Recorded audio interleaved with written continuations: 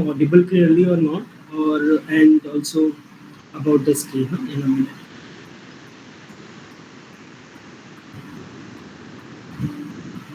Yeah, is it visible to everyone? Am I audible clearly? Yes, sir. Okay. So yesterday we were talking about the introductory. That was an introductory class on history of British English literature. We have talked about the certain criterias of how certain ages are divided into certain time frames.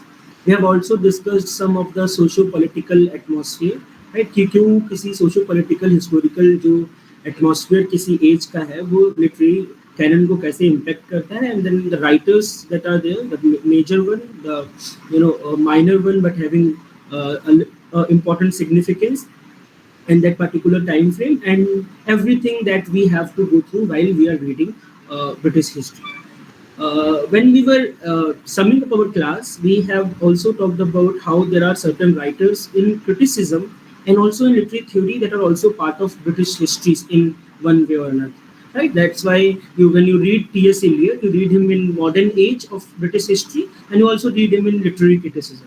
And I thought there are people who are in doubt, what is criticism, what is theory, how they are different, or how they are related to British history. So they are not, there are divisions, there are differences, but they are not compartments. Different compartments नहीं है जो अलग अलग function करते हैं, but in a way they are related to each other. And in this introductory class, I will be telling you about what is criticism, what is theory, and how they are related to each other, what are the differences that you will find in it, and what to cover in literary criticism unit and in literary theory unit. This is what we will be doing in this particular class. Okay, so let me begin with literary criticism first. Right? When I say criticism, in general, in literal meaning, it means to criticize someone, but that is not what literary criticism is. Right? इसका सीधा मतलब नहीं है कि किसी चीज को उठा के बस criticize कर देना in a literary canon. But the thing is, when I say criticize, it means to judge a work, or talking about the quality of the work, whether the work is good or it's bad. So you will read it and you will judge that while telling that the work is good or work is bad. This simply means it's a kind of practice that you do of judging any particular piece of writing, and then you will be commenting on the qualities, whether the text is good or bad, can be considered as a good work or cannot be considered as a good work. You will check the characteristic of that particular work, and that is the domain of literary criticism, right? So that means कि जो हम literary studies बोलते हैं या literary criticism जिसको बोलते हैं, it's not just commenting on anything on the basis of your choices, but it is a practice, it is a kind of study that you do. So in that way it becomes scientific, while not only just you comment it, but you also evaluate particular work, and then you do interpretation of certain particular literature that you are looking at. So जब हम modern literature को पढ़ते हैं, modern literary criticism में जाते हैं, जहाँ से theory start होता है, तो we'll find that it is often influenced by literary theory, right? When I say literary theory in a way, for example, T.S. Eliot. T.S. Eliot is a part of literary criticism, modern literary criticism, and is also part of new criticism, which is actually a literary theory. There is a lens to look at the text from that perspective. So, that is the reason why modern literary criticism, you will find it is somehow influenced by literary theory. और literary theory में आप क्या करते हो कि कोई philosophical discussion करते हो literature का, उनके goals का, उनके methods का. तो आप देखोगे कि कुछ critics हैं जो actually theory को practical adaptation मानते हैं literary उसी canon का. So when you when you do criticism, you directly deal with the particular literary work.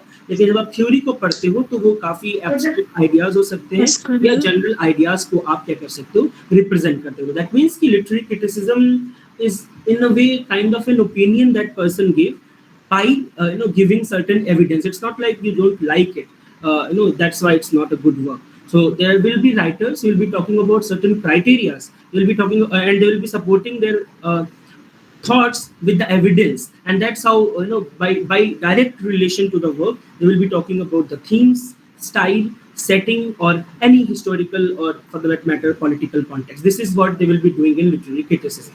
तो जब हम ऐसे पूरी history देखते हैं तो we have a span of 20-30 writers that are prescribed in every universities in literary criticism. So it goes back to Plato, like from the Greco-Roman time frame. You will find there are writers from Greek, literature, then from Roman time frame, then in Renaissance, in neoclassical period, even in the modern and postmodern period, there are certain writers, and we will see how they are often giving certain ideas to put forth what they mean by literary criticism. So criticism is like a kind of tactical thing. When you have an evidence for certain thing, you have an opinion, and on that opinion you point out that whether the work is good or not. So you judge the quality by evaluating a text, and that should be by in a way out of the problems that you have. This is what literary criticism. I will be giving you some examples to to differentiate what criticism and theory is. But before that, let's go into what theory is. So criticism was like judging a work, and when you think of literary theory, it's a big picture altogether, right? किसी literature को समझने के लिए एक big picture में जब आप जाते हो तो आप literary theory में आते हो, like how it works, and what is the connection, what its connection to the author, what its connection to the reader or society for that matter. That means कि एक ऐसा framework उठाओ और जिसके ऊपर आप literary criticism करो. जैसे कि किसी चीज को देखने के कई सारे angles होते हैं, कई सारे व्यू पॉइंट्स होते हैं. फेमिनिस्ट पॉइंट ऑफ व्यू से किसी रीडिंग को करना, मार्क्सिस्ट पॉइंट ऑफ व्यू से किसी रीडिंग को करना. तो that is what literary theory is. थोड़ा सा बिग पिक्चर में हम जाके किसी चीज को देखते हैं. जैसे आपने कई सारे नाम सुने होंगे. Formalism. Formalism is one of the earliest literary theory that emerged in USSR somewhere around 1910. Right?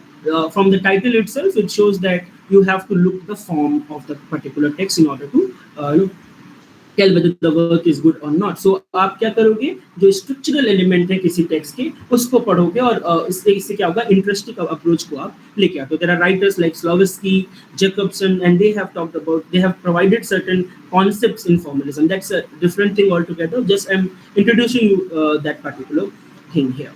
Now another kind of theory is reader response theory. So in traditional way, when you read a text, author is very important, right? What author is trying to say becomes a thing to think about, right? कि क्या writer ने बोला है, what is his ideas. Even in your examination, in your graduation level examination, they ask questions related to that, what is writer trying to say. But in reader response theory, you will find like writers like Rolla Barthes and others, and they will come up with a work called The Death of an Author, for that matter. Death of an author means when an author produces a work, you can consider author as a dead entity, and there are readers who will interpret the text, and there are readers who will give meaning to it. That means there is no single meaning. Every reader will have different opinion about the text, and that is how you will evaluate meaning. So, जो पूरा traditional method था to look at the text also, in a way broken down by 1950s reader response theory. So in the same way, आप पढ़ते हो structuralism की. There are structures, right? You will be reading you will be reading structural principles within a text. कैसे structure बन रहा है, और उसी के through आप क्या करते हो, common patterns को पहचान के literature को पढ़ने की कोशिश करते हो. That is what structuralism is. In the same way, gender studies में आप gender relations के बारे में बात करते हो. पोस्ट colonial studies में आप पोस्ट colonial references की बात करते हो कि कॉलोनी के बाद क्या influence हुआ, writers आए and they have started talking about providing certain concepts, और उसी में कैसे उनको कैसे जो colonial history है उसको वो shape करते हैं, उनके narratives और उनके perspective को कैसे represent करते हैं. That is the main concern that you are looking in post colonial studies. When you think of psychoanalytic criticism, you think of unconscious. People like Sigmund Freud, Lacan, they are propounding theories about how to analyze the unconscious. So you will be delving into the conscious and conscious dilemma, and with that perspective you will be looking at literature. So trauma emerged for it, right? Not what is on the fair, but what is hidden somewhere. The iceberg theory, right? Not what is there inside and visible to everyone, but what is hidden in our unconscious mind. You will not be looking at what author said, but you will be looking at what author hide. This is what psychoanalytical literary theory talks about. Yeah, when you look at with the Marxist lens, Marxist perspective, you will be looking at the exploitation based on political, economic, or social factors. Like when we were discussing modern period yesterday, I've told you that you cannot just rely upon king. Why? Because people in the modern age, they thought that king were responsible for exploitation of working class people. So in that sense, when we will be looking at the text, we will be looking at the that particular exploitation that is going on. So you will explore certain political themes, you will explore economic themes, social themes within a literature, and you will find कि कैसे जो work है वो social structure का या power dynamics का function करता है. जैसे जितने भी मार्क्सिस्ट थे कैपिटलिज्म के अगेंस्ट में शुरुआत में निकल के आते हैं, तो वो एरिना भी आपको देखने को मिला. This is what you do in literary theory. एक एक करके आपको क्या मिलते हैं, लेंस मिलते हैं, और उन लेंस के थ्रू आप किसी टेक्स्ट को एनालाइज करने की कोशिश करते हैं. I will be giving you certain examples to differentiate between them, right? Just imagine you have a collection of books and you want to understand them better, right? You have 10-20 books and you want them to just you are reading and you want to understand them better. So when you will be doing literary theory, what you will do, you will create certain rules, you will create certain ideas to help you sort those books, right? कुछ criterias बनाओगे, उसके accordingly आप books को divide कर दोगे. For example, you will categorize them based on whether they are love stories, whether they are mysteries, whether they are adventurous. Picaresque novel, if there is a collection of novel, epistolary novels, you will set them with certain categories, and that is how every theory will help you distinguish and categorize the book. So categorization will be a part of literary theory. एक तरीके की चीजों को आप categorize करोगे और उसको एक एंगल से देखने की कोशिश करोगे. For example, you will be categorizing novels based on feminist perspective, the problems of women in one line, the problems of subaltern people in another, and that is how you will create certain categories and you will look into from one particular lens. That is what literary theory is. But for the same thing, if you will be doing literary criticism, what you will do, you will pick one book out of it. For example, if there is Romeo and Juliet by Shakespeare, you will pick that particular book, and then you will deeply study that book, you will analyze that particular book, then you will use the rules you set in literary theory. For example, अगर आप ने as a love story divide किया था और Romeo and Juliet को love story वाले section में रखा था, तो पहले आप लिटरेरी क्रिटिसिज्म में क्या करोगे, आप बुक उठाओगे, उसको एनालाइज करोगे with the lens that you have chosen in literary theory, that is love story. And now in that way it will help you to understand it better. So you may also look at how characters' emotions evolve, because you're looking at the love theme, so you can think of emotions, how they are evolving throughout, the symbolism of their names, what is in the name, right? And the themes of love, conflict within the boundaries you have established. This is what we will be doing in criticism, taking one book from the collection, that categorization that you have done. So इस वे में आप क्या करोगे कि theory ने आपको क्या किया कि it helps you make sense of the books by creating categories, and you have created rules, and with that rules you have categorized them. लेकिन क्रिटिसिज्म में आप क्या करोगे, जूम इन करोगे और एक स्पेसिफिक बुक को उठा के एनालाइज करोगे, इंटरप्रेट करोगे with the theory that you have provided. इसीलिए आप क्या करते हो, क्रिटिसिज्म के लिए आपको किसी बुक की जरूरत होती है. You can take any book for that matter. आपके एग्जामिनेशन में अगर आप शेक्सपियर पढ़ते हैं, I believe everyone would have engaged in any writing of Shakespeare. For example, अगर आप टेम्पेस्ट पढ़ते हो और post colonial point of view से पढ़ते हो, तो आप पोस्ट कॉलोनियल रेफरेंसेस टेम्पेस्ट में देखने की कोशिश करते हो. तो आप टेम्पेस्ट पढ़ते हुए जब उसको एनालाइज कर रहे हो, that is criticism. But when you are looking at one theory, for example post colonial criticism से, पोस्ट कॉलोनियल लिटरेरी थ्योरी के पॉइंट ऑफ व्यू से पढ़ रहे हो, तो आप देखोगे कि कैसे कैलिबन के साथ एक्सप्लॉयटेशन किया गया. या फॉर एग्जांपल अगर आप टेस्ट पढ़ रहे हो by Hardy and you are looking from the feminist lens, you will be looking at the exploitation that has been done to the character called Tess. So that is what criticism and literary theory is, right? We will be looking at different example by taking out certain points that divide criticism and theory. जब criticism पढ़ते हो तो that simply means कि ये एक overall term हो गया for the whole studies, literary studies or literary criticism, where it is concerned with defining something, classifying something, analyzing it, interpreting it, and then evaluating it whether the work is good or not. So you will be looking at some writers and you will provide certain concept or theories talking about to judge particular work as it is good or not. जैसे Matthew Arnold touch stone method को लेके आते हैं. It's a part of literary criticism in his work called the study of poetry, and you will find that he has talked about certain touchstones. कुछ writers, उनके works के साथ आप compare करो, and while interpreting it, you will analyze that work, and then you will judge whether the quality of the work is of that parameter or not. And by analyzing it, you will say, okay, this is a good work, so you can consider it as a part of canon or not. So this is what literary criticism do, mainly classifying, analyzing, and interpreting the text. While when you look at the literary theory, it's different in the sense that uh, literary theory is the theory that guide those that criticize people's work, right?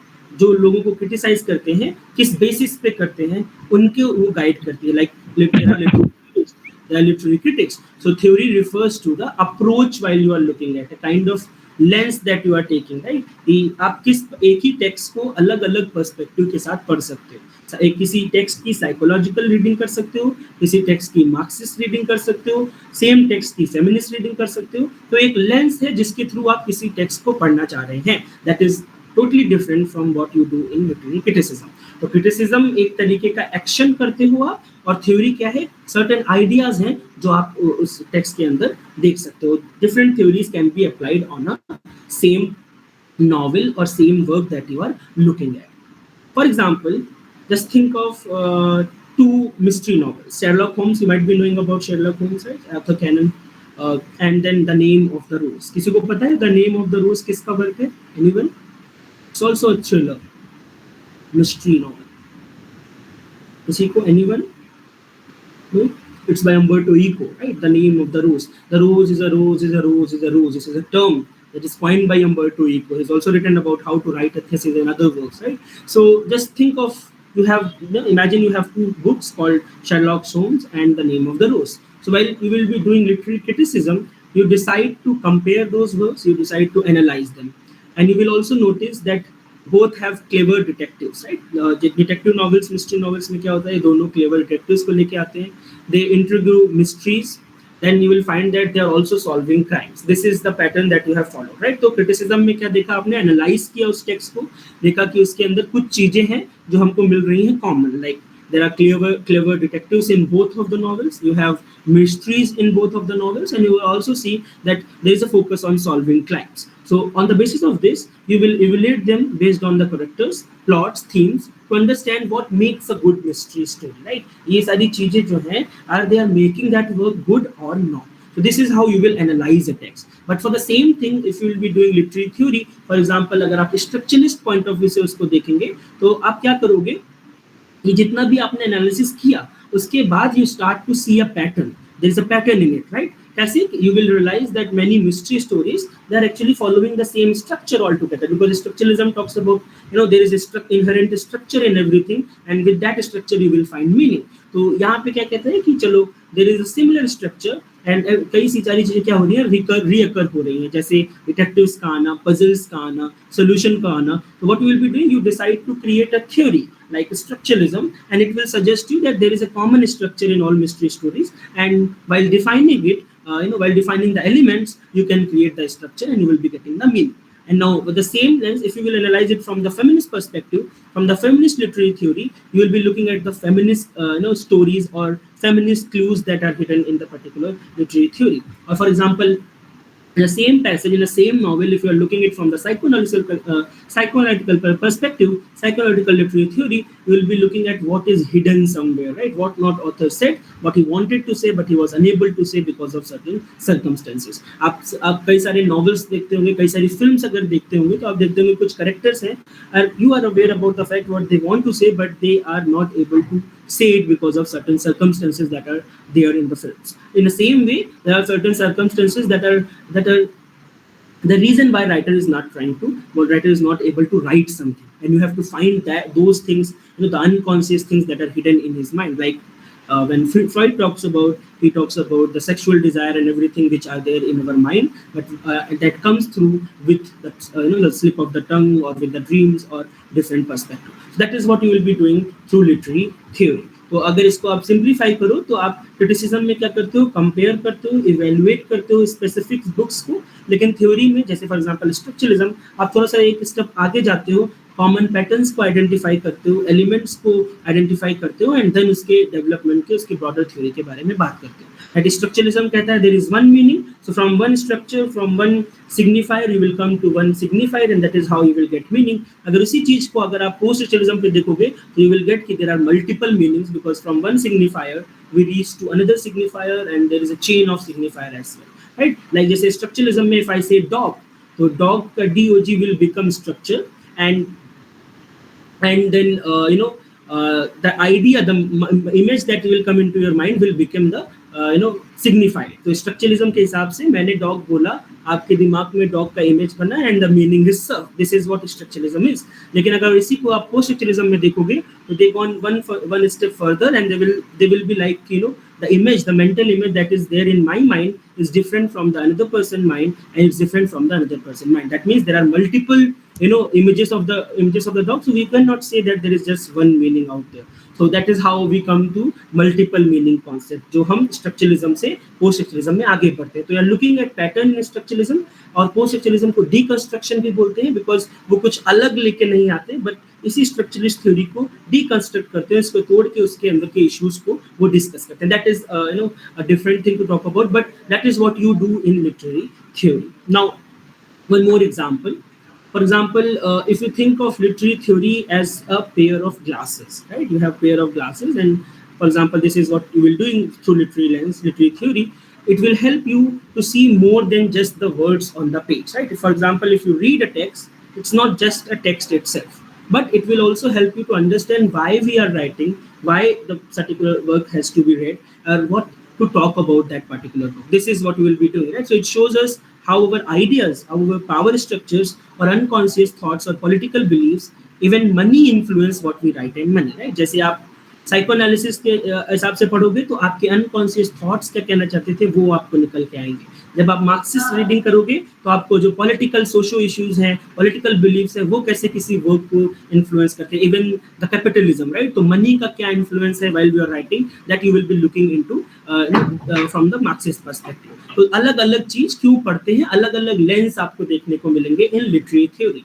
In other words, it tells us that writing and reading, they are not just natural things, they comes into our mind, but they are shaped by history, they are shaped by the world in which we are living. This is what literary theory is. You are wearing glasses, different glasses that gives you different perspective, different lens to look particular text. But in literary theory, literary criticism for that matter, what you will do, you will be very sure you will be examining the book itself, nothing about the about the political beliefs, nothing about the unconscious structure or the structure itself, the unconscious side. You will be looking at nothing in literary criticism, but just the text. You will analyze its style, character, and that is how you will go.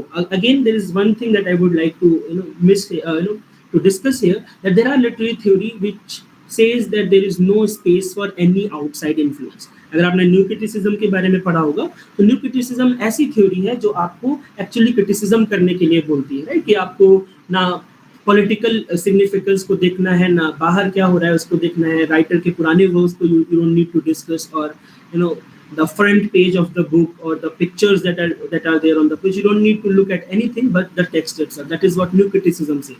But in literary, that is not simply a arena of literary theory. You will be looking at with different lenses altogether. अलग-अलग चीजों को देखोगे other than the text itself. But in literary criticism, you will be looking at the book, you will find its style, you will look at the character. That is how you will look into the text. So that means कि it does not usually, it will not dive you into the bigger questions such as politics or the unconscious. But when we want to understand how politics or other big ideas affect literature, that is what you do literary theory, or you read literary theory for that matter. तो अगर आपको feminist lens पढ़ना है, female के साथ क्या हो रहा है, फीमेल को क्यों ऐसे किया जा रहा है, पैट्रियार्कल इन्फ्लुएंस क्यों है, अगर आपको ये देखना है, then only you will be using literary theory. Simply अगर स्टाइल, करेक्टर, राइटर क्रिएशन के बारे में, एक्ट ऑफ कैरेक्टराइजेशन के बारे में बात करना है, then it will be in the arena of literary criticism. So theory is not only about politics, but it helps you to see the bigger picture beyond the world in a book that you are reading, not just the text itself, not what author is trying to say or what is written in the text, but how it's affecting the world outside. That is what you will be doing in literary theory. तो ये है literary criticism और literary theory का difference हुआ।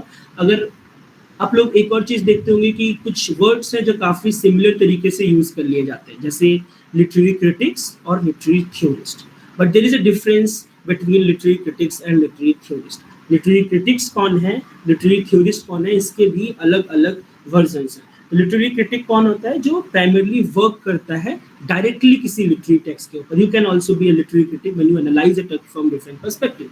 But literary theories कौन होते हैं? जो थ्योरीज को बनाते हैं और डिफरेंट पर्सपेक्टिव्स को हमको सर्व करते हैं. So literary critics can be anyone who is analyzing a works and he is working on directly with the literary text. But literary theorist क्या होते हैं? वो secondary sources आपको देते हैं. ऐसे theories develop करते हैं जो different perspectives को represent करती है. जैसे critics क्या करेगा? आप जो theory आपको literary theorist देते हैं उसको analyze करेगा. जैसे for example you have Marxist criticism. तो critic will apply these theories to text, giving rise to specific approaches. Like Marxist criticism हुआ तो critic ने क्या किया? Marxist कॉन्सेप्ट जो लिटरेरी थ्योरिस्ट ने दिए हैं उनको एनालाइज करेगा डिफरेंट वर्क्स. आपने हेजिमनी देखा होगा, तो hegemony by Gramsci is a literary theorist, and when you are analysing there are writers like Terry Eagleton and others and they have analysed different works from Marxist perspective and then they become literary critics. तो critics और theorist भी एक दूसरे से अलग है. The one who is applying a theory to analyze a text is what literary critic is. But while criticism is the practical use of that particular theory, right? तो आप critic क्या है? जो analyze करता है text को from the theory that is given, जो theory propound करता है, that is literary theorist. और criticism is the practice of what you are doing, the practical use that has been done by literary critic of literary theory. That is what the whole the big picture is. Now जैसे examples है, जब आप literary theorist देखते हो तो शेश्योर came up with his concepts while talking about sign, signifier and signified. That is a concept, that is a theory that he propounded. So he is the literary theorist, right? Structuralism में आप शेश्योर को पढ़ते हो. In the same way आप फूको को पढ़ते हो. फूको का पावर के बारे में सुना होगा, डिस्कोर्स के बारे में सुना होगा, पेनाप्टिकन के बारे में सुना होगा, गवर्नमेंटैलिटी. ये कुछ कॉन्सेप्ट है, कुछ थ्योरीज है जो मिशेल फूको ने प्रोपाउंड की है. आप इनको पोस्ट स्ट्रक्चरलिज्म में भी पढ़ते हो. न्यू हिस्टोरिसिज्म एक कॉन्सेप्ट है, न्यू हिस्टोरिसिज्म एक थ्योरी है, एक पर्सपेक्टिव है किसी चीज को देखने का और किसी एक्टिविटी को देखने का. और that is also where Michel Foucault is associated with. He is also a theorist because he has propounded certain concepts, certain theories जो critics क्या करते हैं कहीं जगह पे यूज करते हैं. Same way we have Derrida. Derrida is famous for deconstruction, trash, deference. कई सारे ऐसे concepts हैं, theories हैं जो Derrida ने provide की हैं, जो traditional concepts थे language और meaning को समझने के. For example, meaning is fixed till structuralism, but Derrida came and he said no. He gave lectures primarily, right? Like there is one lecture called Structure, Sign and Play in the Discourse of Human Sciences that he gave in 1966 in Hopkins University, and then changed the world, the worldview altogether. Because before that, meaning was fixed, but Derrida came and he said no, there is no fixed signified, but there are multiple signifier, and we run from one signifier to another. That means there's a new theory, new lens to look at, and that is why he is literary theorist. Same way you have Edward Said. कई बार examination में बहुत से questions पूछे जाते हैं. जैसे orientalism जो literary theory की इनकी बुक है, where he has talked about the oriental occidental dilemma that we have. तो इन्होंने नई theories the. For example, us other mentality is one of the way to look at the world, right? If you know Kipling came up with white man's burden. There are certain theories, the secondary text that you have, और इन theories को आप अलग अलग text में apply करते हैं. Oriental का जो ऑक्सीडेंटल ओरिएंटल जो बायसनेस है, जो एक तरीके की डायकोटोमी है, आप इसको अलग अलग टेक्स्ट में अप्लाई करते हो to look at how colonization has impacted the people who are of the from India, from Africa, or from different regions where they were ruling. That is what literary theorists do. Right now, when you think of literary critic, there are people who have analyzed those texts. Like, for example, Harold Bloom. Harold Bloom came up with the Western canon, a very famous book, right? He has also interpreted this concept of anxiety of influence. अभी करते क्या है, ये basically Marxist notion से कुछ जाते हैं, कुछ ऐसे एंजाइटी ऑफ इन्फ्लुएंस को दिखाते हैं कि कैसे कुछ राइटर्स हैं and they have anxiety because everything has already been written, right? This is something which we feel every day. If you will come into this arena of academia, you will find that everything is already been written. So how to think critically, how to write something, and there are concepts that Harold Bloom provided, like misrecognition, like anxiety of influence, and he talks about these concepts while analyzing text from different perspectives. So he become a literary critic. Terry Eagleton, a Marxist, he has propounded certain works. He has written works extensively on Marxist theory, on literary theory. तो Marxism के जो concept थे उनको आगे बढ़ा के उन्हीं में उन्होंने एनालाइज करना किया. That's why he is a literary critic. Virginia Woolf, very famous modern novelist, कई सारे वर्क्स लिखे हैं, स्ट्रीम ऑफ कॉन्शियसनेस टेक्निक्स का यूज करते हैं, राइट. तो वर्जीनिया वुल्फ में न केवल बहुत सारे नॉवेल्स बट बहुत सारे एसेज भी लिखे हैं. 1914 का एक एसे है, 1919 का मॉडर्न फिक्शन है, 1924 का एक वर्क है. In the same way 1929 there is A Room of One. So there are 4-5 essays that you read in Virginia Woolf. So she's not only a celebrated novelist, but she is also critic because of the essays that she has written, A Room of One's Own, and you will be looking at how she has applied feminism here, right? जो कैसे women need some money and a room in order to live and to write, right? So this is what Virginia Woolf will be talking about while applying feminism in her text. That's why she became literary critics. Same way you have Northam Fryer. From last 2-3 years, they're directly asking questions from the works that have been written by Fryer, especially his contribution in archetypal criticism. जो archetypal criticism है कि कैसे archetypes होते हैं, कुछ fix चीजें होती हैं हर रिलीजन में, हर चीज़ों में स्ट्रक्चर होता है, उस चीज़ के ऊपर इनकी फ्राई की कॉन्सेप्ट्स हैं. गैरिसन मेंटालिटी कैनेडियन क्रिटिक है और बहुत सारे इन्फ्लुएंसेस आपको नॉर्थम फ्राई के भी देखने को मिलते हैं. तो he is basically a literary critic. Now this is what literary criticism arena, literary theory arena, literary theorist, literary critic, ये 4 अलग अलग चीज़ें हो गए. Now when you think of this CUET PG entrance examination, literary criticism, they have just provided literary criticism, right? तो कौन से writers पढ़ने हैं, कहाँ से start होता है? As you know, it has its own history. It begins with Plato. आप Greek time frame में जाते हो. Plato was the person who said, that poetry should be banished from ideal republic. This is very famous quote, and you might be knowing that, right? That poetry should be banished from ideal republic because poets are divinely inspired, because there are 2 realm. He talks about their theories, theory of the cave, theory of the forms, where he divide world into 2 different realm: the physical realm, the spiritual realm. The world in which we are living is a physical realm. Everything that you find is a copy of the thing that exists in the realm of the in the spiritual realm. That means कि 2 word हैं, जितना भी हम देख रहे हैं, be it table, be it trees, ये सारे एग्जाम्पल्स आपको रिपब्लिक में देखने को मिलेंगे. और वो बताते हैं कि कैसे everything is copy of everything. Poets or poetry are twice removed or thrice removed from reality. This is again a question that has been asked in the last examination. तो theory of cave है, theory of form है, theory of idea है. Mimesis का concept है that poets basically they divinely inspired and they imitate the things that are there in the spiritual realm. And he was not in favor of imitation. He was not in favor of mimesis, and that's why when he was talking about ideal republic, because Athens at that time was democratic. तो democracy जो आप England में देखते हो between 1649 to 1660 for the very first time, it was already there in Greece during the time in which Plato was living. Athens में पहले से democratic notion हुआ करता था. Then you will find his student Aristotle. He said no, okay, he believed that it is imitation, but he said imitation is very natural, like a child learns language through imitation.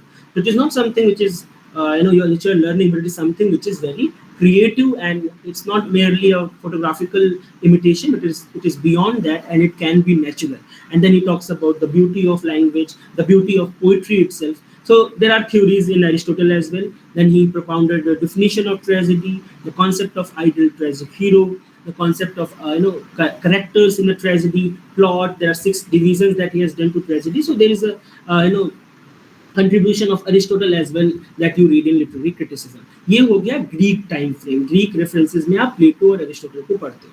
Then or they all are part of legislative criticism, right? Legislative criticism means आप कुछ rules और regulation बनाते हो और उनको follow करते हो. And you will find there are so many writers throughout history, from Plato to Eliot, and they all are part of literary, legislative criticism, talking about certain rules and regulations to look at, the text, how you are criticizing it, how you are writing it. That is the main concern with these writers. तो ये Greek time frame में आते हैं. Then आप Rome time में पहुँचते हो, Greco-Roman में, and you find these 2 writers, Horace and Longinus. Horace जो आप प्लेस पढ़ते हो आज के टाइम पे, लाइक फॉर एग्जांपल किसी प्ले के अंदर 5 एक्ट्स होने चाहिए और हर एक्ट में 3 सीन होने चाहिए. अगर आप शेक्सपियर के टेक्स्ट पढ़े होंगे, शेक्सपियर के प्लेस के अंदर you will find there are 5 acts. This is because Horace has propounded theory that there should be 5 acts in every play that you are writing. There are other concepts as well, like purple patch, in media res, from the middle of something, or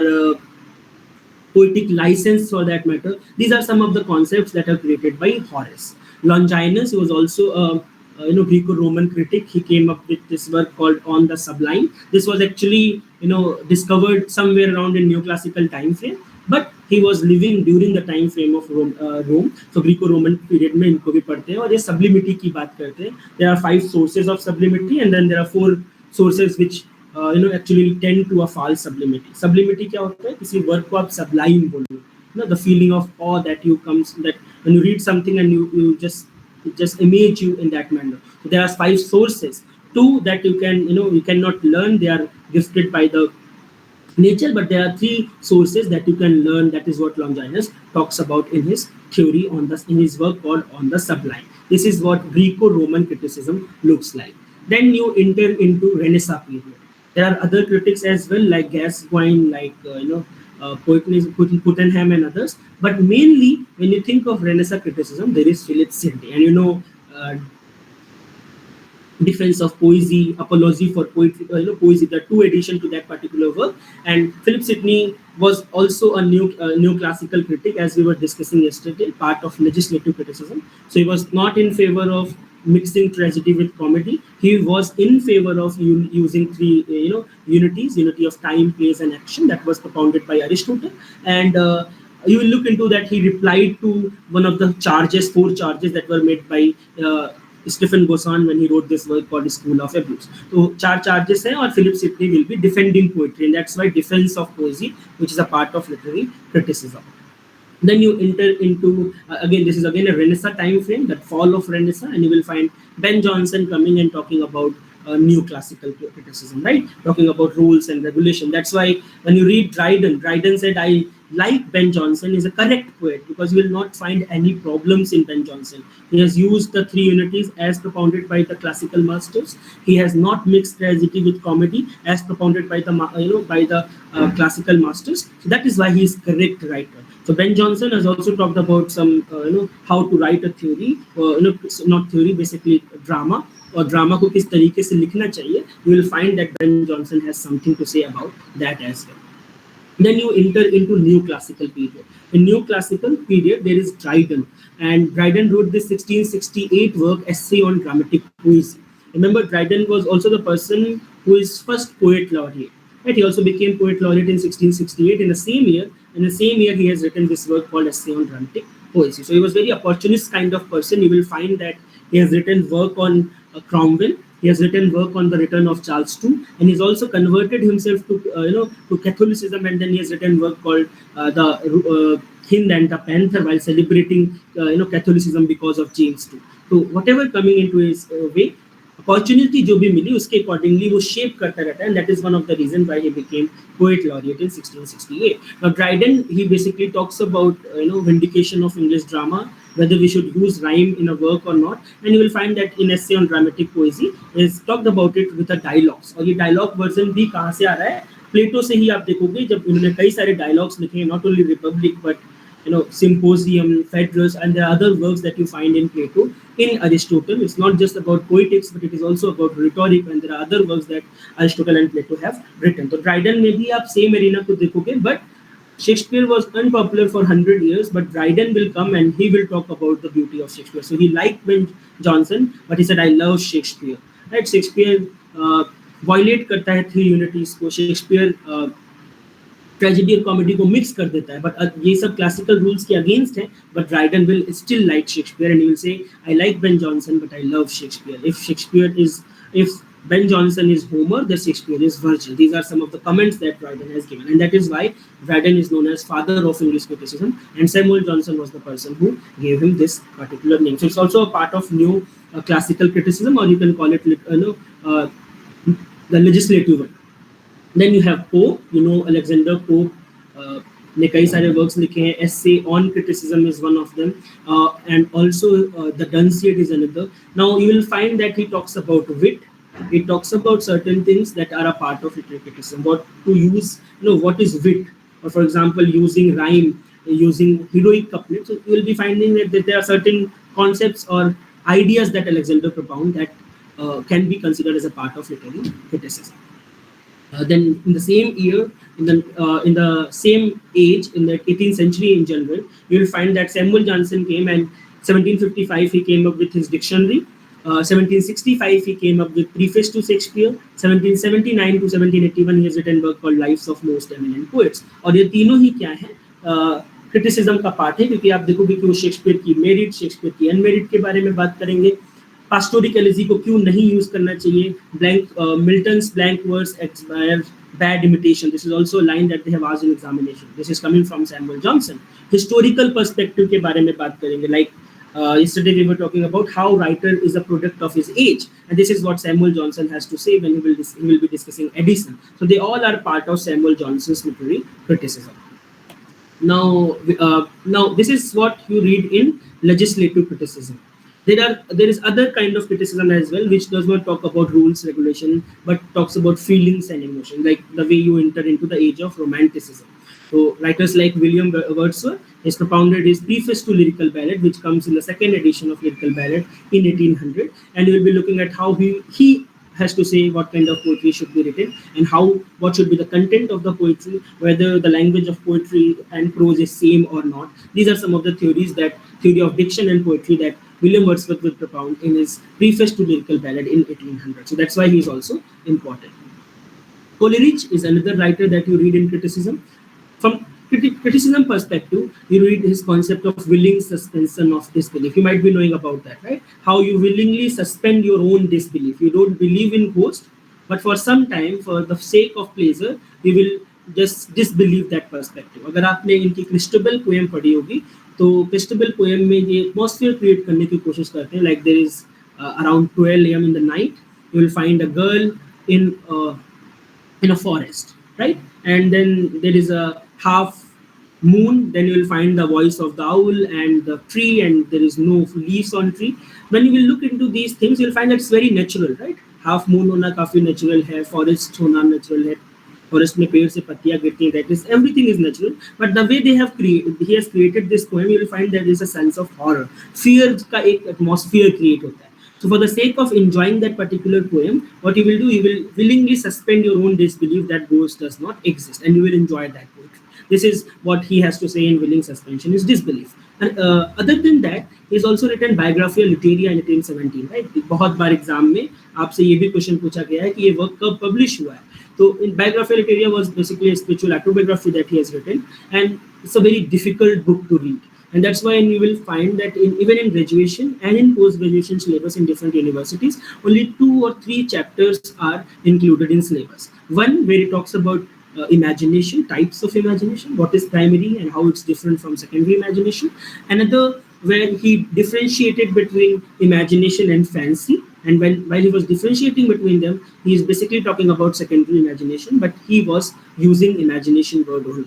That is another chapter. And in one chapter, that is from, I guess it's chapter number 18, where he criticized Wordsworth on 3 notions. Wordsworth का जो 1800 में preface to lyrical ballad आता है, उसमें जो Wordsworth की theory of poetry और theory of Dickson थी, उसमें कुछ 3 बातें कोलरिज जैसे निकालते हैं that he is not agreeing to, and he criticizes Wordsworth there, and that also became very important for literary criticism. Then you read Keats. Keats ने कई सारे letters लिखे हैं to his brother, to his to his beloved Fanny Brown, and you will find that Keats has also talked about certain things. Negative capability का नाम सुना होगा, right? Poets can live in doubts, in uncertainties. He gave example of Shakespeare for that matter as a good example of negative capability. ये भी exam में बहुत पूछा जाता है, और क्रिटिसिज्म में इस पार्ट को भी आप पढ़ते हो. Then you have P.B. Shelley. Again, the same work that has been written by Philip Sidney with the same title, Defense of Poesy, and you will find he talks about how poets are unacknowledged legislators of the world, right? क्यों उनको उतना duly credit नहीं मिलता है जितना they should be getting. So P.B. Shelley will also be talking about certain things which are part of criticism. Then you read Thomas Love Peacock. Thomas Love Peacock was a friend of P.B. Shelley. 4 ages of poetry, और last year examination में 4 ages of poetry से भी question पूछा गया था. और for example Roman Eclipse किसी को पता है? Roman novel with a key, and Thomas Love Peacock wrote a novel called Northanger Abbey, and you will find Nightmare Abbey, and you will find that that's an example of Roman Eclipse. एक बार JNU में वहाँ से भी question पूछा गया है. Thomas love peacock भी criticism का पार्ट हो जाते हैं. Then you enter into Victorian time frame, again to the legislative criticism, and you will find that Matthew Arnold talks about certain rules. He said that एक बहुत अच्छी line भी है और एक कोट भी है, और यहाँ से डिबेट भी शुरू होता है between Matthew Arnold and T.S. Eliot, because Matthew Arnold will say that poetry will replace religion, poetry will replace uh, philosophy, and poetry is a criticism of life. ये बहुत famous line है, सबने सुना होगा. But for a Roman Catholic, it is a threat when you say that religion will be replaced by poetry, and that's why T.S. Eliot was against Arnold for that particular reason. But Matthew Arnold is also a part of legislative criticism, especially study of poetry, the function of criticism at present time. बहुत सारे essays हैं, touchstone method है, historical estimate, personal estimate, real estimate की बात Matthew Arnold करते हैं, जो literary criticism का part है. Then you enter into the modern time frame. You have T.S. Eliot. There are so many essays that are prescribed in different universities. For example, the metaphysical poet, where he revived metaphysical writings. Samuel Johnson has coined this term called metaphysical poet in his Life of Covley, of Lives of Most Eminent Poets, where he discussed 52 writers' biography. And T.S. Eliot is the first person who revived it, और जो अच्छे तरीके से metaphysical poets के बारे में पहली बारी बात करेंगे in his essay called The Metaphysical Poet. There are other essays as well, Hamlet and His Problem, for example, of poetry and prose, or tradition and individual talent. बहुत सारे essays हैं जहाँ पे नई नई theories आएंगी, like theory of impersonality, and this is all part of literary criticism that you read in T.S. Eliot. I.A. Richards, to use of language, emotive language, scientific language, theory of value, psychological reading of value, poetry, सब कुछ concepts हैं जो I.A. Richards लेके आते हैं, that you also read in I.A. In literary criticism. Then the last one is F.R. Lewis. F.R. Lewis का The Great Tradition, where he talks about 4 writers, Jane Austen, George Eliot, Henry James, and Joseph Conrad, as a part of great tradition, breaking the old tradition and creating a new tradition altogether. That is what F.R. Lewis will be talking about in his literary criticism, mainly a book called The Great Tradition. तो इन सारे writers में आप देखोगे, प्लेटो हो, Aristotle हो, Horace हो, लॉन्जाइनस हो, सारे राइटर्स में कुछ बुक्स हैं, चाहे वो एस्से हो, चाहे वो नॉन फिक्शन हो, और उन सारे वर्क्स में उन्होंने कुछ रूल्स रेगुलेशन या कुछ बताया है, किसी चीज़ को डिफेंड कर रहे हैं, जो किसी चीज़ को वो प्रोपाउंड कर रहे हैं. जैसे प्लेटो ने थ्योरी ऑफ मिमेसिस दिया, प्लेटो ने केव थ्योरी दी या फॉर्म थ्योरी दी, अरिस्टोटल ने जैसे मिमेसिस का थ्योरी दिया या आइडियल ट्रेजिक हीरो के बारे में बात किया तो वो पोएटिक्स में किया, हॉरेस ने ऑन द लॉन्जाइनस ने ऑन द सबलाइन में किया, हॉरेस ने आर्स पोएटिका में किया, फिलिप सिडनी ने डिफेंस ऑफ पोएजी में किया. तो you will find that every writer is writing a work in which he is talking about the criticism, how to read a book, or what is his opinion about poetry, drama, and other things. But there is one exception. You will not find Samuel Johnson views in one book. There are different books that he has written to talk about his different views. जैसे कि अगर आप Shakespeare का criticism देखोगे, that he has done in preface to Shakespeare, which was an edition of Shakespeare that he has propounded in 1765. आप अगर देखोगे इनके views regarding poetry, then you will get it in Lives of Most Eminent Poets. कुछ इनके views regarding prose, then you will getting in the pamphlets that he has provided. So Samuel Johnson is an exception, but other than that, you will find there are 1 or 2 works mainly जहाँ पे आपको इनका सारा criticism मिल जाता है. That is what you read in literary criticism. जब आप literary theory में आते हो तो कई सारी theories हैं, right? It begins with the modern age, So formalism came in 1910 in USSR. You will find there are certain writers जो form के ऊपर focus करने की बात करते हैं. Be it Jacobson, be it Slavsky, you might be knowing about defamiliarization, right? Defamiliarize कर देना किसी चीज को. When you're writing a text, for example, you use daily events जो रोज होता है लाइफ में किसी इंसान के, वो यूज करना. But the way you are propounding, the way you are using it, it will be like a very unfamiliar thing when you read it. तो सेम चीज को राइटर्स जिस तरीके से प्रेजेंट करते हैं उसको डीफेमिलियराइज कर देते हैं. The same thing that you will read in epic theatre as an alienation effect. कुछ डिफरेंस नहीं है, दोनों सेम चीजें हैं, बट यहाँ पे स्लॉवस्की बात करते हैं और वहाँ पे बर्टोल्ट ब्रेच आपको सेम चीज को प्रोपाउंड करते हुए दिखेंगे. तो there are certain formalist writer and they will be providing certain concepts. Then you enter into 1920s in Britain and 1940s in America. There are certain new critics, and they will be saying that the text is autolytic. You don't need to think about the front page. You don't need to think about the picture that is there. You don't need to think about the writer's biography. Just read the text itself, read the lines that are written, और उसके accordingly text को analyze करना. Structuralism जैसे हमने अभी discuss किया, structures होते हैं, certain patterns that you have to follow और उसके मीनिंग निकालना. पोस्ट स्ट्रक्चरलिज्म या जिसको डीकंस्ट्रक्शन कहते हैं, उनका एक अलग कॉन्सेप्ट और कहेंगे no there is no single meaning but we move from one signifier to another and that is there is a chain of signifier and that is how we move and we read a text. तो कई सारे उनमें concept मिलेंगे, Derrida मिलेंगे. Roland Barthes is in between structuralism and post-structuralism. You will find he has written certain works which are a part of structuralism, and there are certain works which he has written in post-structuralism. So you will find there are concepts that are there in structuralism and in post-structuralism. There is reader response theory, as I have told you. There are multiple concepts like interpretive communities. So I will be giving you the same thing, but आप अलग अलग reader अलग अलग तरीके से इसको response करेगा. आपने पीके मूवी देखी है? किसी पीके मूवी देखी? आई होप सबने देखी होगी. Yes, everyone have seen it. There are 4 people, उनको जब वो लाइन में खड़ा करता है and dressing with the religion specific, right? Yes, yes. अलग अलग निकल जाता है. That means when you are interpreting it, that was one lens through which you are interpreting. But when a reader reading it, like for example, if I read certain book, I can have a different opinion than the way you will have it.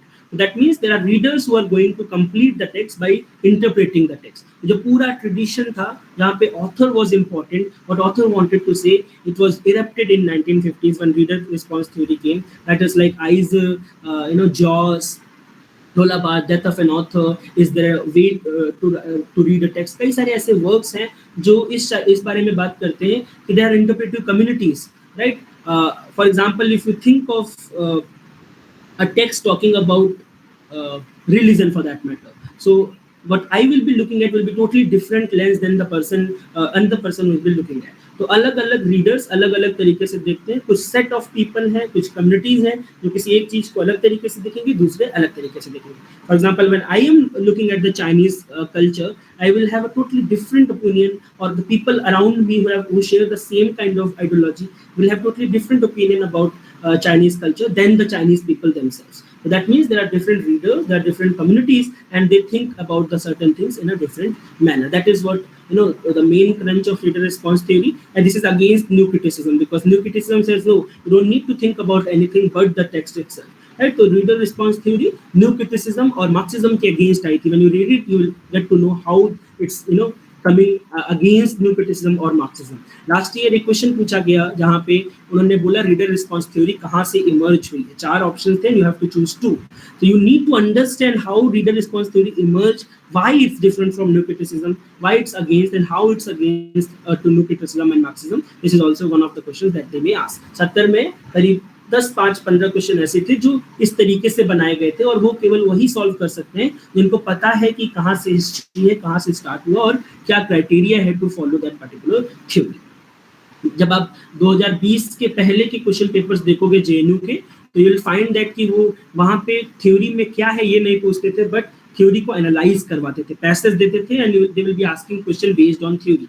तो आपको simply क्या करना होता था, there will be only 34 questions, 3 घंटे के लिए 34 questions. They will be providing you certain passages and you will be analysing those texts with different theories. Although अब वो नहीं होता है क्योंकि अब पैटर्न को चेंज कर दिया गया, और अब CUC पहले 100 क्वेश्चंस का किया गया, फिर CUCT आ गया और 75 क्वेश्चंस में वो डिवीजन हो गया. तो अलग अलग पैटर्न अलग अलग ईयर में फॉलो किए गए हैं, बट अगर आपको अंडरस्टैंडिंग होगी उसी पैटर्न के accordingly, if you can analyse a text from formalists, from new criticism, same text from different perspective, from different theories, then only you will understand the concepts, then only you will understand how they are different from each other. और जैसे ही आप ये समझ लोगे तो जो reason assertion के question है वो आपके लिए बहुत आसान हो जाएंगे. ये थ्योरी का पार्ट हो गया. Then as I am discussing about certain critical lenses, like there will be diverse literary perspectives that you can think of. For example, Marxism, you read Karl Marx, you read Friedrich Engels. There are new left writers that are also part of Marxism. In a way, cultural studies को लेके आते हैं. Stuart Hall, Adorno, Horkheimer, there is Frankfurt School, there is cultural studies school. That is what part of Marxist lens when you look at a text. When you think of feminism, as we were discussing about Mary Wollstonecraft's work called Vindication of Rights of Women that came in 1792. Now, after that, the change that we find in literature and in theory, you will find that the first wave was launched when the right to vote was given in America in 1920. You'll find that 1897 में New Zealand में right to vote दे दिया जाता है, 1917 में Britain में दे दिया जाता है, and finally in 1920 when right to vote was given to women in 1920s. That is how suffrage movement, the first feminism, first wave of feminism ended. But there is a need to launch second feminism. There is a need to launch third feminism. How they are different from each other. How third feminism is coming against the second feminism. Then what are the writers that are coming in first wave, second wave, and third wave? What are the concepts that are propounding? Mainly जैसे आप history को पढ़ते हो, किसी writer ने कौन से work लिखे, उस वर्क में क्या है, सेम वे में आप इन थ्योरीज को पढ़ते हो कि फेमिनिज्म में कौन कौन से राइटर्स थ्योरिस्ट आ सकते हैं. फर्स्ट थिंग, जब आई से थ्योरिस्ट, दैट मीन्स कि कुछ थ्योरिस्ट होंगे जो कुछ कॉन्सेप्ट्स को लेके आएंगे, जैसे Helen Seiko will come with equity of feminine, right, जैसे कि वॉल्सनक्रॉफ्ट विल कम विद गाइनोक्रिटिसिज्म, ऐसे कई सारे, right, male gaze, right, by. मतलब कहने का क्या है कि कई सारे थ्योरिस्ट हैं, कई सारे कॉन्सेप्ट्स हैं जो उन थ्योरिस्ट ने प्रोवाइड किए, कई सारे वर्क्स हैं उनके, बेल अगर आप उनको पढ़ सकते हो. और फिर डिफरेंट राइटर्स हैं जो फेमिनिस्ट इश्यूज के बारे में बात करते हैं, जैसे सिल्विया प्लैथ हो गया, जैसे जब आप कन्फेशनल राइटिंग्स देखोगे, Kamala Das in India, you can analyse those text from feminist perspective. For that reason, you need secondary sources. There are theories, there are writers who have talked about feminist perspective, feminist issues, propounding certain theories. That is what you do in feminism. You analyze those writers, you analyze the concepts, the books that they have written, and you also differentiate them between different ideologies. तो first wave वाली जो writers हैं वो first wave के concept के according लिखेंगे, कोई वहाँ पे पैट्रियार्की को ओवरथ्रो नहीं किया जाएगा. जब आप सेकेंड वेव को पढ़ोगे तो आप देखोगे कि पैट्रियार्की को लेके रेडिकल सेकेंड वेव जो ब्रांच है उसमें पैट्रियार्की को लेके बहुत बात करते हैं और कहते हैं just rules and regulation, law is not going to suffice everything, but you need to change the mentality, and that's how radical feminism came into being, right? The woman is not burned, rather becomes. This is what Simon de Beauvoir will come with. तो कई सारे writers हैं, the second sex और कोरिन मोई, sexual and textual politics, और ऐसे आपको 10-15 writers theorist मिलेंगे जो अलग अलग कॉन्सेप्ट्स को अपने वर्क्स के अंदर लेके आएंगे. That is also a part of feminism. तो it's not just one thing, it's not something that you can read in one day, but there are concepts, theories, books that you will read in feminism, and that too in secondary sources that you have. Primary में you can analyze any text from feminist perspective. Just think of analyzing Shakespeare's Twelfth Night from the feminist perspective. If you can do that, right? कैसे? क्योंकि Olivia was a character and she has to become a male page boy in order to survive.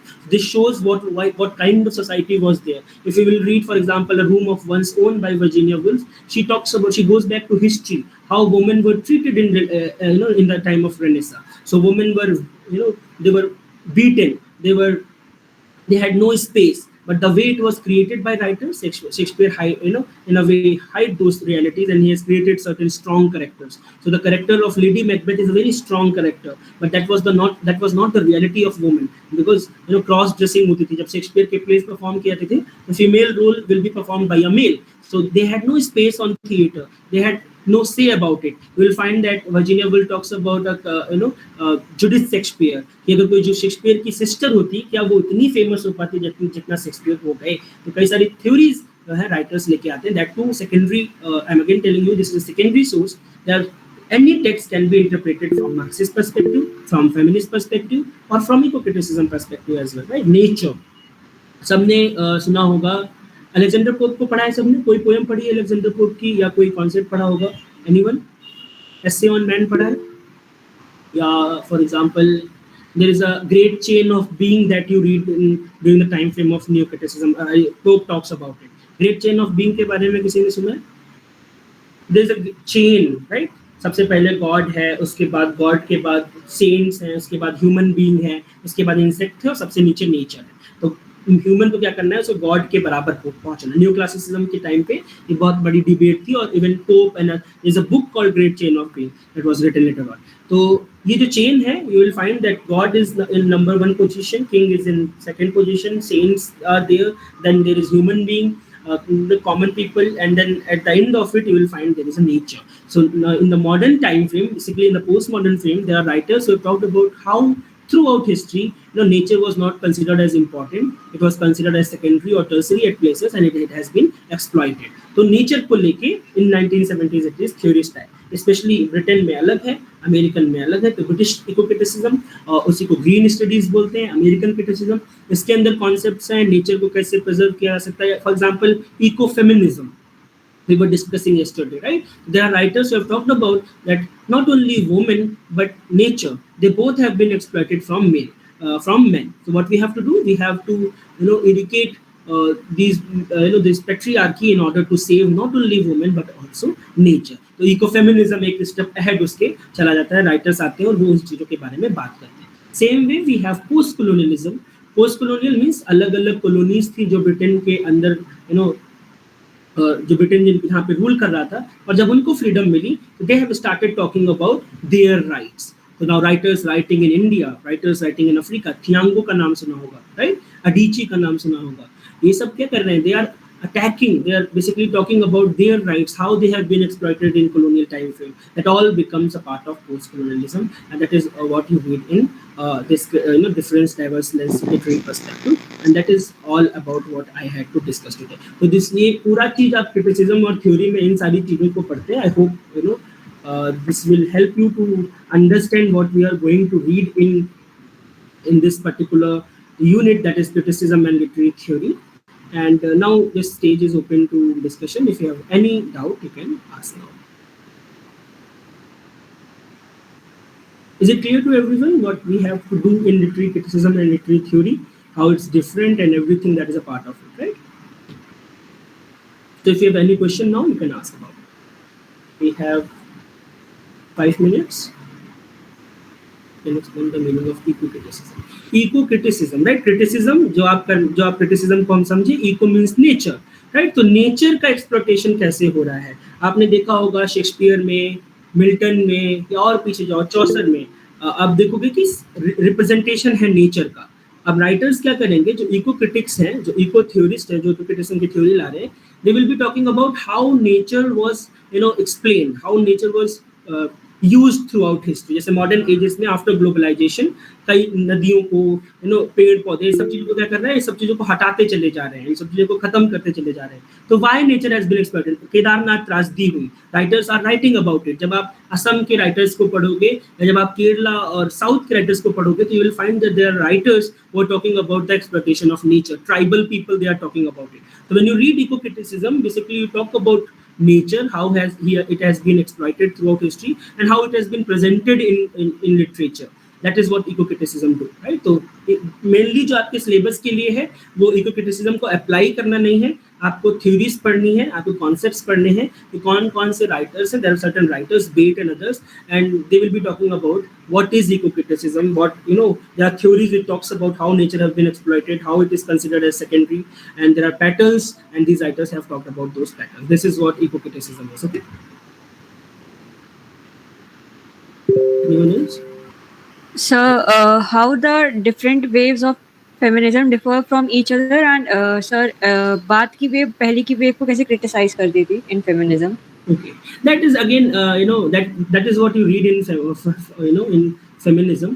When it begins with suffrage movement, right to vote, जो basic चीजें हैं. तो जब उसकी मांग की गई, it ended in first wave ended in 1920s when it was given in America, right to vote. तो अब वो तो वहाँ पे खत्म हो गया, but you will find that women were not getting other things, right? So it was expected, it was believed that with the right to vote they will get other things as well, like right to education, right to live, and different kinds of things. But that was not that was not accepted, that was not given to them, and that's why that is one of the reasons why there was a need to to talk about second wave feminism. Now when second wave feminism comes, it comes with two different waves. First, the very Norman one, there is no radical feminism, there is no outthrowing of patriarchy like the first wave of feminism. First wave feminism में भी patriarchy को throw करने की कोई बात नहीं होती है. Second wave की first branch में भी you will be getting कि कोई patriarchy के बारे में बात नहीं करता है, but just extend their demands. जैसे right to vote था पहले, अब उसी को बढ़ा के right to education. जैसे they were given education but they were very limited, right? या तो आप teacher बन सकते हैं, या आप नर्स का काम कर सकते हैं, होम साइंस पढ़ सकते हैं. That was the problem with the women, that there is a reason, that is why second wave feminism was launched. तो एक ब्रांच ऐसी है सेकंड वेव की जिन्होंने बस एक्सटेंड कर दिया अपनी चॉइसेस को और पेट्रियार्की को ओवरथ्रो करने की बात नहीं की. But there is other branch of second feminism as well, right? जैसे आप पढ़ते हो द सेकंड सेक्स, उन्होंने बोला no, this is not the problem, rules can never talk about these things. So women all over the world, they share the same experience, the experience of operation. जो पहले discrimination था, second wave में वो operation बन गया. Second wave mainly radical feminism के लिए ही जाना जाता है. That become operation, or all over the world. It says all over the world have one problem, one issue, and that is of operation. और उसी के basis पे women का exploitation किया जा रहा है. तो अब patriarchy को overthrow करने की बात कही गई, थिंकिंग को चेंज करने की बात की गई, और आप राइटर्स पढ़ोगे जो सेकेंड वेव में इस कॉन्सेप्ट को लेके आते हैं, B.ED, cat millet and others. Now जब आप बोलते हो कि through out the world women have same experience, you somehow manage to eradicate the personal experiences. जैसे the experience of a middle class Indian woman will be totally different than the experience of an American white woman, right? So in the same way, a middle class Brahminical Indian woman will have totally different experience than the tribal woman. तो आप जो intersectional issues हैं, जैसे कि the issue of race, class, ethnicity, double operation, इन सब चीज़ों को miss कर देते हो when you talk about sisterhood. The second wave feminism talks about sisterhood ki all over the world they share same thing, that is operation, same experience, that is operation, and that is how they should be created. They should be in a way liberated to talk about things. तो second wave क्या करता है, सबको जोड़ देता है. इसीलिए आप देखोगे second wave के टाइम पे women political rise भी बहुत ज़्यादा होता है क्योंकि unity की बात करता है. But you will find in third wave feminism they are talking about intersectionality. जैसे Venn diagrams आप पढ़ते हो, right? तो कुछ चीजें कॉमन है, कुछ अलग है. रेस का इशू, क्लास का इशू, इथनिसिटी का इशू, तो ये सारी चीजें थर्ड वेव लाता है. कहता है नहीं, second wave is not right because it in a way it eradicates the intersectionality. तो जो रेस का इशू है, दे आर डबली फेमिनिन. जो दलित वुमेन है, not only Indian Dalit women, not only the issue of gender but also the issue of caste as well as the issue of colonialism. तो ट्रिपली double operation आ जाता है. तो third wave उसमें चला जाता है. Then you have fourth wave feminism, the online one, Me Too movement that was launched few years back during the time of COVID. So in a way, first wave, second wave, third wave, fourth wave, in this way you will find that there are differences. Okay, we will be dealing with these things in feminism basically. Discrimination between women, domestic violence. कई सारे dimensions हैं इसके. You will find that in the time frame of modern period, you will find that when World War I and World War II was there, there are men who were in the war, and that's why women were introduced to the factories for the very first time. आपने Victorian dresses देखी होंगी, right? कितना problematic था the whole concept of Victorian compromise. But later on you will find that women were introduced to workplaces. But जब war खत्म हुआ, when coming back, you will find there are magazines and they are talking about how these women, they should be caring, they should be living in the home and thinking about their child. So there was a propaganda that was created, and that is everything that is a part of first wave, second wave, third wave. That is how it is divided. Clear to all of you? Discrimination, domestic violence, mental rape. This movement also known as gynocriticism, maybe, and this is gynocriticism, gynofeminism, the other thing. Gynocriticism, like talking about female writers criticizing female writers' works. पहले क्या थे? Men have opinion about women, but there are writers who came up with the concept that no, when women suffering can only be understood by women only. So women criticism आना, women writing का आना, that is part of gynocriticism.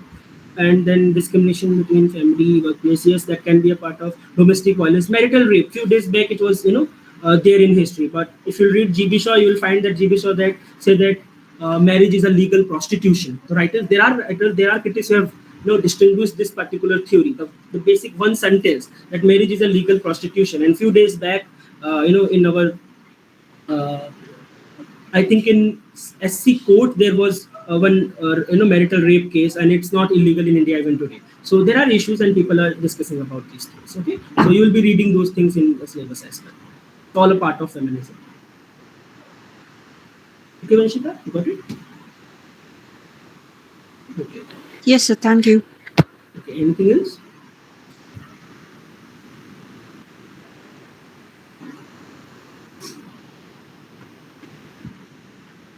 Okay, so CUET theory, critical theory, race, nutrition, and included in your syllabus. No, देखो, they are not directly related to your syllabus. Like cure theory के बारे में syllabus के अंदर नहीं दिया हुआ है, क्रिटिकल रेस थ्योरी के बारे में नहीं दिया हुआ है, न्यू हिस्टोरिसिज्म के बारे में नहीं दिया हुआ है. बट अगर आप किसी थ्योरी को पढ़ते हो, लाइक अगर if you read post structuralism और आप न्यू हिस्टोरिसिज्म छोड़ देते हो, तो आपकी अंडरस्टैंडिंग आधी रहेगी और उसके अकॉर्डिंगली फिर आप रीजन एसेसन क्वेश्चंस को नहीं कर पाओगे. तो in order to understand at least queer theory, LGBTQ theory और न्यू हिस्टोरिसिज्म को पढ़ना पड़ता है. You can leave it critical grade theory, it doesn't even matter. But new historicism for historical perspective, for Q theory for feminist perspective, how it's different from, how feminism is different from Q theory, that can also be one of the questions, right? तो इसलिए उसको पढ़ना थोड़ा सा interesting है. तो batch start है. हाँ, ये अभी आज क्लास थी ओरिएंटेशन की, and from tomorrow we will be beginning. I will be creating a WhatsApp group and then there we will be discussing. ठीक है, कल ही से स्टार्ट करेंगे and we'll be beginning with history of British literature. Yes, it is. We had one class on the introduction of history of British literature yesterday, and those last video and this video will be uploaded on YouTube by tonight. Time discuss करने के लिए अभी मैं एक WhatsApp group बनाऊंगा, सारे लोग उसमें ऐड हो जाना, जो ग्रुप में एडेड है वो लोग, उसमें मैं लिंक भेज दूंगा, ऐड हो जाना, and then we will be discussing about the time.